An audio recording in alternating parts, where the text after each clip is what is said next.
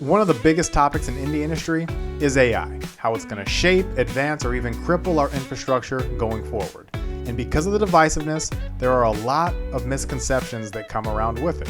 We got a lot to get into, so let's talk about it.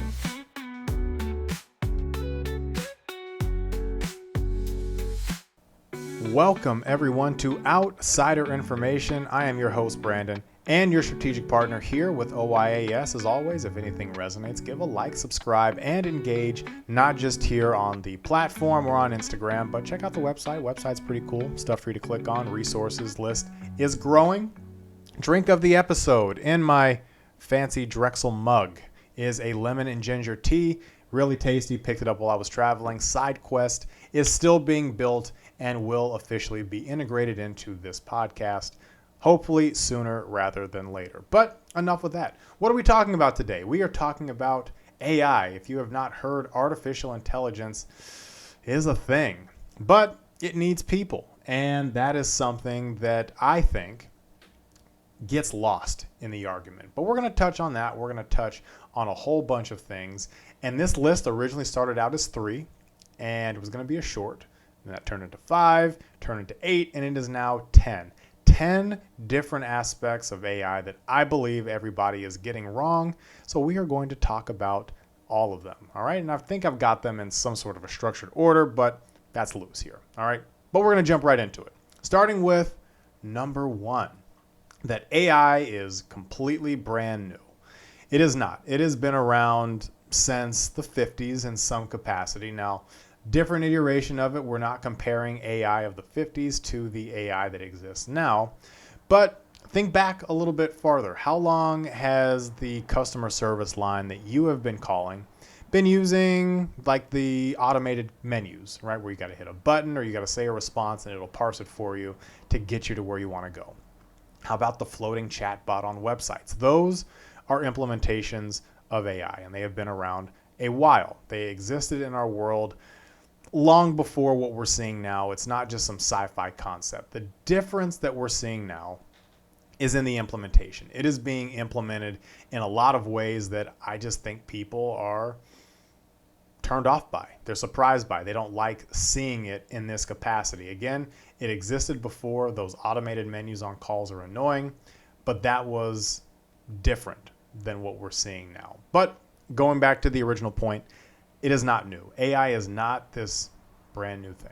All right. So let's just jump into number 2. That AI is too powerful. Spoiler alert, AI is a Google search dressed up as a Lamborghini for Halloween. AI itself is really not all that powerful. In fact, it needs human intervention in order to do anything. Sure, when you get it talking, it'll talk like people, but think about what has to be done in order to make that happen. AI itself is trained on human data. It requires human input in order for it to function. If you put one person in a room with a computer that has a chatbot loaded up and the person does not touch the chatbot will not give anything back because it was given nothing to go off of. AI looks really smart because we allow it to be, and there are reasons for that. Again, it's not new, but it is certainly something that we have not seen like this before. And I use the message of control a lot when I talk about the markets, when I talk about jobs, just people in general. People have a lot of control over the environment that they are existing in. And with AI, it's no different. You control what that bot is going to give you back. You control how you receive what the bot gives you. The people will always control AI, and it is not going to replace us. Teaser on that because we're going to get onto more of that towards the end. Number 3, the learning curve is too steep. We all have to start somewhere. I will say that as I've integrated myself into a lot of different AI bots, programs, discussions, you are not as behind as you think you are. They all kind of connect to each other in a way, as there are clearly big entities that are creating the source of a lot of these bots that people are bleeding off of. And if you are older, you've probably already done a lifetime of learning. So this is just another thing. Of course, younger people, because they are around technology a lot, may have a natural edge. But going back to earlier, you, regardless of your level of comfort with AI are smarter than the bot. You're not going to get left behind because you're too late to embrace. You're going to get left behind if you just flat out reject it. But if you are a little late to the party, trust me, there are a lot of avenues and ways that you can get in, and I am going to include some of my favorite tools in the description as well. Number 4, that we should fear it. That is a incomplete thought. We should fear people abusing it, but AI itself, again, is relatively harmless, and we should not fear AI. With everything, there are bad actors. You look at things like deepfakes, whether it be voice, video, or image. The tech bros that are forcing AI on us and trying to create some weird dystopian reality in which AI are our only friends. It is here, but we need less fear, because more fear equals less development, and that keeps it in the control of the people who are telling us what we should be doing with it versus us autonomously learning it. The question, though, I would have to ask is, what are we fearful of? Right? I listed some of those things up at the beginning of this point. But again, AI itself, not dangerous. It's what people do with it that's dangerous. Innovation happens. Think the wheel, the printing press, Steam, cell phones. All these things that currently exist with us or have existed at the past were viewed the same way. This is dangerous. This is going to ruin a lot of things, only for it to see that it is making our lives a little bit easier, hopefully a lot better. And because we hear so much about the bad, we are neglecting the actual good that AI is bringing. Something like tutoring, school, right? And this is a slippery slope. I don't want to get into saying that people need to be using it to do their homework. But as somebody who wasn't a great student in high school, surrounded by a lot of really great students, something that could have acted as a tutor for me in a safer space to help me work through the problems would have been helpful, right? Not that we need people using this instead of therapy, but to be able to journal, get your thoughts out, to do something like that in a controlled space can be helpful. And the amount of access that it's creating, hopefully to new knowledge bases, allowing people to expand their thought, that can be good too. Now, and there are lots of ways to use it. I like to use AI to cook. It is an excellent cooking assistant, and it has helped me revamp a lot of my recipes. Many ways to use it, but going back to the middle point there, fear inhibits progress. And if you teach people to be afraid of it, it's going to make people curious in the wrong ways, just like alcohol. Right? Alcohol with teens. It's this demonized thing, and they are going to use it improperly in the times that they can, which are not always the safest. Enough on that, though. Number 5, following that, is that we should not be using it. Again, the same argument with fear. People are going to use something like this improperly, but there is no real good reason for suggesting that AI should not be implemented. Like all tools, they have their place. AI can be helpful for many tasks. Again, is a skill that can be developed. I do build some bots for some of the people that I am doing work for. And if people are implementing it, we have a responsibility to understand how it works, how it could work, and teach people other ways that it can work. I also say that because somebody is going to take what currently exists here and they are going to become the next millionaire, billionaire because of an invention through AI. So we should absolutely be using it. But like with anything, if you are going to use it, use your powers for good. Nobody's getting hurt by my cooking. At least I hope not. Number 6, that it is dangerous. Where I agree with this is we just don't know where the data is going. People used to joke that if they were to tragically die to delete their browser history, I think a lot of people are going to change that to delete my ChatGPT history, because I know for a fact that some people have looked up some scandalous stuff on there trying to get it to do different things. Hey, look, we just don't know where the data is going, so that to me is the dangerous part. The other dangerous part is being put on by the people who are really controlling the AI talk, that it can substitute for human interaction. It cannot and should not. We do not want people replacing human interaction with that of a non-sentient being, even though AI can come across that way.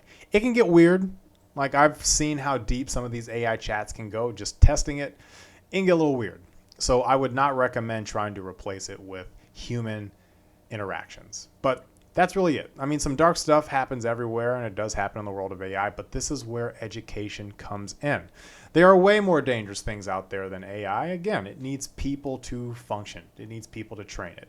And we do need regulation. Power's way too centralized, and it's being gatekept by people like Altman, Zuck, Elon, because they really believe in this. And we got to stop letting broken dudes run our society. Don't deify them because they don't deserve it. Anyway, number 7, that it should be incorporated into everything. This is where the resentment is coming in. Americans are like addicts looking for their next fix. Think the fad economies that we see. When I was in college, it was Fireball. Suddenly, Fireball whiskey was a thing, and then all the major whiskeys were now making a cinnamon whiskey. The most recent one is the Dubai chocolate. You have got commercialized brands now putting out ridiculously expensive, quote, Dubai-style chocolate bars. I think I saw $15 at Walmart for a Dubai chocolate bar. Ridiculous. And the fad has since passed. And now you've got a bunch of wasted product on the market that people don't really want. And certainly not for $15. In this economy, who's spending $15 on a Hershey's or Lindt chocolate bar at the grocery store? Not for me. Anyway, but because AI is being pushed onto everything, it is making people resentful. It's making people feel fearful when it's in your phone, your computer. It's being even further weaved into customer service. People don't like it. They don't know enough about it, and it feels invasive. And it makes people not want to learn about it. And it breeds some of the earlier misconceptions. Incorrect or not, you know the argument that some make about not forcing your lifestyle on us. I'll let you use your imagination on who says that. Incorrect or not, that is what's happening a lot with AI. It is not a necessary technological advancement. I don't need it in my phone. If it's there, fine, but I don't necessarily need AI to be in the integral parts of how my phone functions. And that is what people have a real problem with, rightfully so. Not everybody wants to have it like that. Number 8, we're at 8, right? Yeah, number 8. Those who use AI are special in some way. Again, you're not behind if you're not using it yet. It's really not that difficult. And again, I will use the example of Google being dressed up as a Lamborghini for Halloween. You hear these words like prompt engineering. It's nothing more than just typing a prompt into a chatbot and letting it give you something back. That is all prompt engineering is. You're seeing certificate programs. You're seeing all this stuff. Again, AI, it is a skill. If you know how to function properly with an AI platform, maybe build a couple of things, understand how to troubleshoot. It's not going to make somebody a god. There are practical uses, there are impractical uses. And there is absolutely a market saturation of different AI tools, but again, they all really connect to the main ones that are really the originators out there. Personally, I don't think building bots is all that hard because the coding has been removed from it. You can go into a lot of these platforms. Poe is the one that I use because it's a very non-risky environment to build something and to kind of figure out how something can work. ChatGPT, if you've got the Plus plan, you can pay for that. Mini apps, a little weird. I don't really like mini apps. Some weird stuff happens there, especially with what people build. But my point is, it's all very easy. I built tools for my business itself, made them open access. Again, I think the next innovation is really well in reach, and somebody's going to pull it off, and they are going to be able to do, hopefully, some really great things with it. All right. Number 9, that it can do absolutely everything. It cannot. Even trained models need continued training by you, and it's not plug and go, which is why so many people who rely fail on it. What I mean by that is even if you ask it for an input, if you just ask it a question, it's going to learn how you want the answers over time, and it's not going to get it right initially. It's a very good tool that way in that it can learn, but that goes back to the human training argument. It's a great digital assistant. It's great to sound off. It's great to collect thoughts. But if you're doing something with really high stakes, like lawyers who are getting busted using fake cases, people doing large final assignments on their homework, it's not going to be great for that because it doesn't know your voice, how you write, how you want to convey things. It's just giving you a broad set of data. It has real limitations, really good with that, but it is really bad at nuance, and honestly, it's almost like it's a machine, not human. And that's just kind of how it works. It's also very expensive to integrate. So this is kind of aimed more towards the people who are trying to replace everybody with AI. I don't believe it's ever going to happen, but if you are going to try to integrate AI into your infrastructure, has to be custom built for you because it needs to understand your systems, how you function, and people just really aren't patient enough to let that develop. I mean, that's the American curse. I said that we display a lot of addict tendencies. We're also really lazy. We like shortcuts. We don't really put in the effort for something to be as great as it could. And because of that, AI is only going to go so far, especially as it relates to people integrating it into their businesses. Some will be outliers, but the hefty majority not going to be able to do it the way that they envisioned for it. Number 10, we're at the end. Go us. And this falls the last one, that we are going to be replaced by it.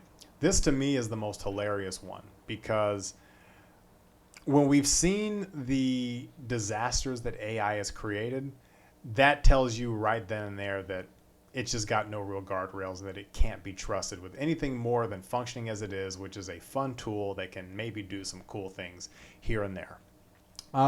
There was an experiment that they did where I think it was Google trained Gemini on Reddit. And if you've been on Reddit, you probably know why that's a disaster. Grok trained itself on Twitter. Shocker, it was giving back hate speech.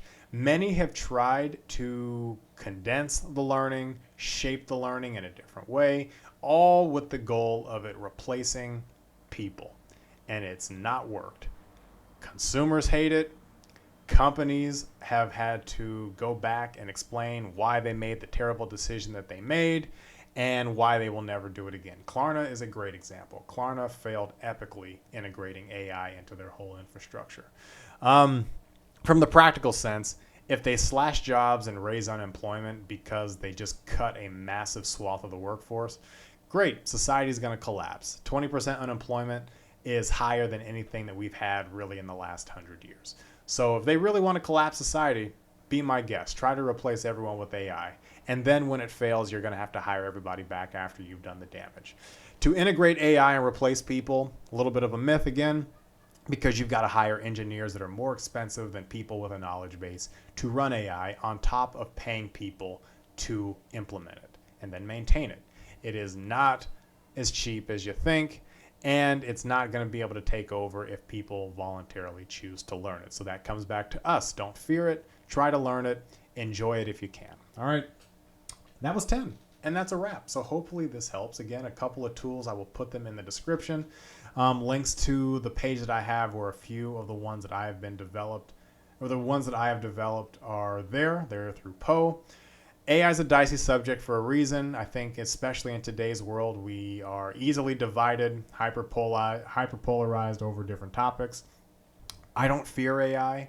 I don't really champion it. It's here. I think you should use it if you have access to it, just so that you understand how it functions. The paid models, they're not always worth it. I do pay for Poe because, again, I use that for business. But there are lots of ways to get an entry point in without having to pay for it.